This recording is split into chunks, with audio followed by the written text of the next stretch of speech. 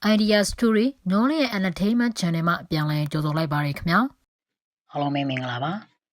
ါကျွန်တော်ဒီတစ်ပတ်မှာတော့ဗောနော်အစာစားပြီးနောက်လမ်းလျှောက်ခြင်းကဘာကြောင့်လူတိုင်းအတွက်အရေးကြီးတာလဲဆိုတဲ့ချက်ကိုပြောပြပေးမှာဖြစ်ပါတယ်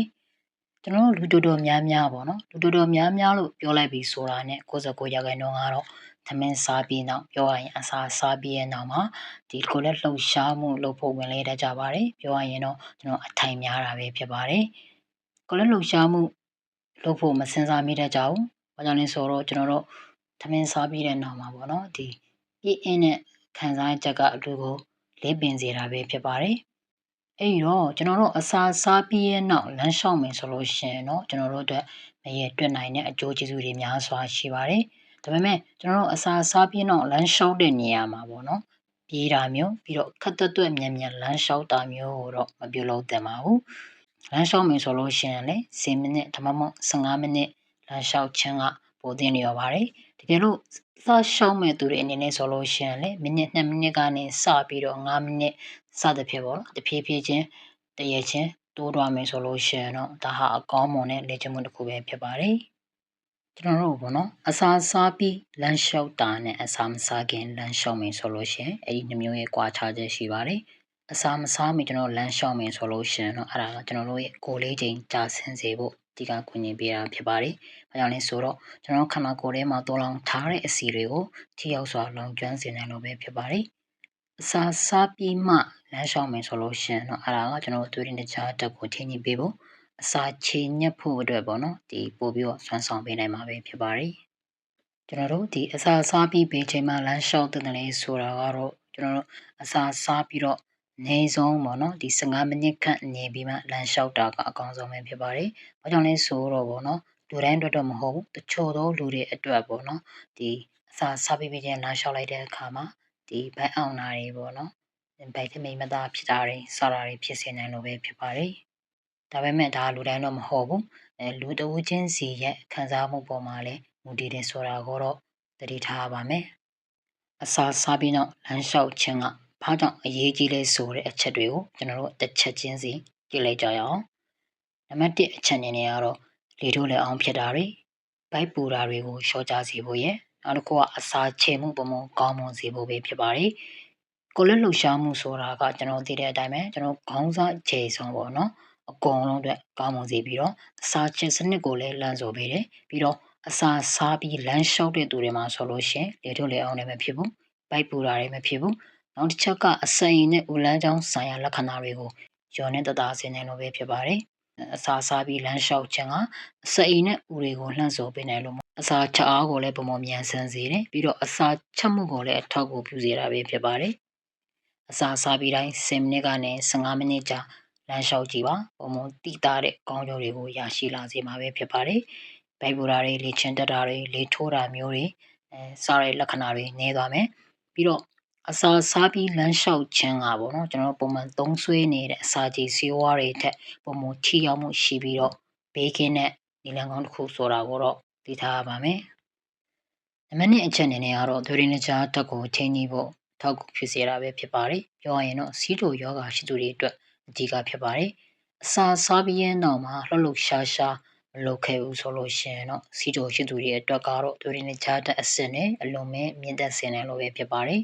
ဘာကြောင့်လဲဆိုတော့ကျွန်တော်တို့ခန္ဓာကိုယ်ထဲမှာရှိတဲ့သွေးရင်း glucose ပေါ့နော်တကြားတက်ကတစ်နေ့တာလုံးပြောင်းလဲမှုတွေရှိပါတယ်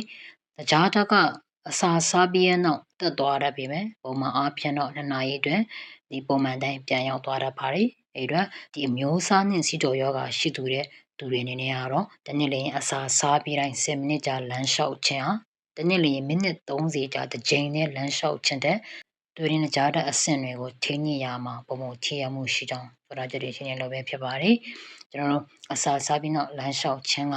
အချိန်တစ်ခုပေးရတာမျိုးမဟုတ်ဘဲနဲ့ဒီစီတိုရှိသူတွေအတွက်အလုံးကောင်းမွန်တဲ့ဒါလုံဆောင်မှုတစ်ခုလည်းဖြစ်ပါတယ်အဲ့တော့တွေ့ရင်ကြားတဲ့ရုပ်တရက်တက်ခြင်းကိုကာကွယ်ဖို့တဲ့ဆိုလို့ရှိရင်တော့အစာစားပြီးတိုင်းလမ်းလျှောက်ဖို့မမေ့ပါနဲ့နံပါတ်3အချက်အနေနဲ့ကတော့အိတ်မပျော်တဲ့သူတွေအတွက်ဖြစ်ပါတယ်ဒီအိတ်ဆက်ခြင်းကိုကောင်းမွန်စေလိုပဲဖြစ်ပါတယ်အစာစားပြီးရင်တော့လမ်းလျှောက်ခြင်းကကျွန်တော်ဒီညဘက်မှာညှစ်ညစ်ချိုက်ချိုက်အိတ်ဆက်မှုကိုရရှိစေမှာပဲဖြစ်ပါတယ်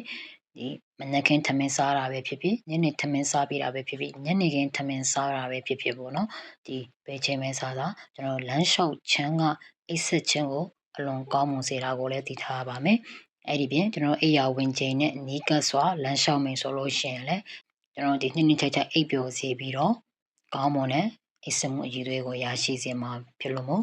အိမ်မပြောတဲ့သူတွေအတွက်ဒါဟာသတင်းကောင်းတစ်ခုလေးဖြစ်ပါတယ်နံပါတ်၄ချက်အနေနဲ့ကတော့ဒီသွေးတိုးယောဂရှိတဲ့သူတွေအတွက်ဖြစ်ပါတယ်သွေးပေါင်ချိန်ကိုကြာဆင်းစေခြင်းပဲဖြစ်ပါတယ်အစာစားပြီးနောက်လမ်းလျှောက်ခြင်းကသွေးတိုးယောဂရှိပြီးပေါ့နော်ဒီကအပြင်တော့ဒီအထိုင်များတဲ့သူတွေအတွက်သွေးပေါင်ချိန်အဆင့်တွေကိုချိန်ညင်ရမှာများစွာထောက်ဖို့ဖြစ်စေနိုင်လို့ပဲဖြစ်ပါတယ်သွေးတိုးနိုင်နေရှိတဲ့သူတွေဒီနေ့လျင်10မိနစ်စီ3ကြိမ်လမ်းလျှောက်ခြင်းဟာ diastolic pressure လို့ခေါ်တဲ့ကျွန်တော်တို့အောက်သွေးပေါင်ချိန်ကိုထိရောက်စွာလျှော့ချစေနိုင်လို့မို့ဒါသွေးတိုးယောဂရှိတဲ့သူတွေအတွက်လှုပ်ဆောင်တဲ့ဒါလေ့ကျင့်ခန်းတစ်ခုလေးဖြစ်ပါတယ်ကျွန်တော်တို့နံပါတ်5အချက်အနေနဲ့ကတော့အစာစားပြီးရင်တော့လမ်းလျှောက်မယ်ဆိုလို့ရှိရင်တော့စိတ်ကြမ်းမာရေးကိုကောင်းမွန်စေမှာပဲဖြစ်ပါတယ်ကျွန်တော်လမ်းလျှောက်ခြင်းကကိုတီဇိုလို့ပေါ့နော်ဒီစိတ်ဖိစီးမှုဟော်မုန်းတွေရဲ့ပမာဏကိုလျှော့ချပေးနိုင်တယ်ပြီးတော့ဒီစိတ်အခြေအနေကိုမြင့်တင်ပေးနိုင်ပြီးတော့စိတ်ဖိစီးမှုကိုလျှော့ချပေးနိုင်တဲ့ endorphin နဲ့ထွက်ရှိအောင်ကူညီပေးနိုင်တဲ့အတွက်ကြောင့်မို့စိတ်ကြမ်းမာရေးကိုအကောင်းဆုံးမြင့်တင်ပေးနိုင်မှာပဲဖြစ်ပါတယ်ကျွန်တော်တို့ပုံမှန်အားဖြင့်တော့ကျွန်တော်လမ်းလျှောက်မယ်ဆိုလို့ရှိရင်ပေါ့နော်ဒီတပတ်လည်မိနစ်85မိနစ်ခန့်ပြောရရင်တနာရီနဲ့25မိနစ်လမ်းလျှောက်တဲ့ကျွန်တော်တို့ဒီအသက်အရွယ်ကြီးရတဲ့သူတွေမှာစိတ်တက်ကြွမှုဖြစ်ပွားနိုင်ခြင်း18%ထိကျော်ကြစေနိုင်တယ်နောက်တစ်ခုကတပတ်လျင်မိနစ်150ပေါ့နော်သူထက်2နာရီခွဲဒီလမ်းလျှောက်တဲ့လူကြီးတွေမှာဆိုလို့ရှိရင်လည်းစိတ်သက်ကြမှုဖြစ်ပွားနိုင်တဲ့25%ထိတိုးပြီးတော့လျှော့ချစေနိုင်တာပဲဖြစ်ပါတယ်ကျွန်တော်တို့ဒီထမင်းစားပြီးတော့တပတ်လျင်9ရက်ပေါ့နော်ပြောရရင်အစာစားပြီးတိုင်းမိနစ်20ဒါမှမဟုတ်အများဆုံးပေါ့နော်မိနစ်30ခန့်လမ်းလျှောက်မယ်ဆိုလို့ရှိရင်လည်းကျွန်တော်ဒီစိတ်ကြမ်းမာရေးကိုကောင်းမွန်စေမှာပဲဖြစ်လို့မို့ဒါလူတိုင်းလုံးဆောင်တဲ့အရာပဲဖြစ်ပါတယ်နံပါတ်6အနေနဲ့ကတော့နှလုံးရောဂါဖြစ်ပွားနိုင်ခြင်းကိုရှော့ချစေခြင်းပဲဖြစ်ပါတယ်ကျွန်တော်တို့သိတဲ့အတိုင်းပဲပုံမှန်လေ့ကျင့်ခန်းလုပ်မယ်ဆိုလို့ရှိရင်ကျွန်တော်နှလုံးကျန်းမာရေးအတွက်ကောင်းမွန်နေဆိုတာကတော့ဒါလူတိုင်းသိထားပြီးသားဖြစ်မှာပါသွေးပုံချင်းနဲ့ cholesterol ကိုရှော့ချစေဖို့ပြီးတော့ရင်ပူတာတွေနှလုံးရုပ်တရက်ဖောက်တာတွေပြီးတော့ heart attack ပုံစံမျိုးတွေပေါ့နော်ပြီးတော့လေဖြတ်တာတွေတခြားနှလုံးပြဿနာတွေဖြစ်ပွားနိုင်ခြင်းကိုရှော့ချစေပါတယ်အချိန်တစ်ခုပေးပြီးတော့လေ့ကျင့်ခန်းတစ်ခုလေးလှုပ်ခြင်းထက်အချိန်မရတဲ့သူတွေအတွက်ပေါ့နော်ဒီအစာစားပြီးမိနစ်10မိနစ်ကနေ15မိနစ်ကြာလမ်းလျှောက်ခြင်းကဒီလိုအငင်းငယ်မျှလေ့ကျင့်ခန်းပြုလုပ်ခြင်းကပေါ့နော်နှလုံးရောဂါဖြစ်ပွားနိုင်ခြင်းကိုလျှော့ချစေနိုင်မှာပဲဖြစ်ပါတယ်ကျွန်တော်တို့ကိုယ်လက်လှုပ်ရှားမှုတဲ့ကြံပြုထားတဲ့လမ်းညွှန်ချက်တွေနဲ့ကိုင်ညီဖို့အတွက်ဆိုလို့ရှိရင်တော့တပတ်လျင်9ရက်တစ်နေ့လျင်အကြိမ်3ကြိမ်သမင်းစားပြီးပေါ့နော်10မိနစ်စီကျွန်တော်လမ်းလျှောက်ခြင်းကိုပြုလုပ်ခြင်းဖြင့်ဒီခုပြောပြမဲ့ကျမရဲ့အခြေအနေတွေကိုတစ်ဖက်တစ်လမ်းကကာကွယ်ရလေးကြောင်းမှာပဲဖြစ်ပါတယ်ပြီးတော့သွေးပေါင်ချိန်နဲ့ပြီးမကောင်းတဲ့ cholesterol တွေလေးဖြတ်တာတဲ့နှလုံးရုပ်တရက်ဖောက်ပြန်တဲ့စားတဲ့အန်ရီတွေကိုလည်းလျှော့ချစေနိုင်မှာပဲဖြစ်ပါတယ်နံပါတ်9ချက်အနေနဲ့ကတော့အစာစားပြီးလမ်းလျှောက်မယ်ဆိုလို့ရှိရင်ကော်လေးချိန်ကြာဆင်းမှုကိုမြင့်တင်ပေးနိုင်မယ်ကျွန်တော်တို့ပုံမှန်အားဖြင့်တော့အစာမစားမီလမ်းလျှောက်တာကပိုပြီးတော့အကျိုးကျေးဇူးရှိတယ်ဆိုပေမဲ့အစာစားပြီးတော့လမ်းလျှောက်ခြင်းကလည်းဒီကိုယ်လေးချိန်ကြာဆင်းမှုကိုညင်ပေးနိုင်မှာပဲဖြစ်ပါတယ်နေ့လည်စာနဲ့ညစာစားပြီးရင်တော့ခဏတာလမ်းလျှောက်ကြည့်ပါဘုံမကောင်းမွန်တဲ့ဒီကျမကြီးရဲ့ကောင်းကျိုးရလဒ်တွေရရှိလာစေမှာပဲဖြစ်ပါတယ်ကျွန်တော်ဒီတစ်ပတ်မှာပြောပြတဲ့အကြောင်းအရာလေးကတော့အစာစားပြီးရင်တော့ဘာကြောင့်လူတိုင်းလမ်းလျှောက်သင့်တယ်လဲဆိုတဲ့အချက်တွေကိုပြောပြပေးခြင်းပဲဖြစ်ပါတယ်ကျွန်တော်ပြောပြတဲ့အကြောင်းအရာလေးတွေကိုနားထောင်ပြီးတော့ကြတော့ကျမရဲ့အကျိုးကျေးဇူးတစ်စုံတရာရရှိလိမ့်မယ်လို့လည်းမျှော်လင့်ပါတယ်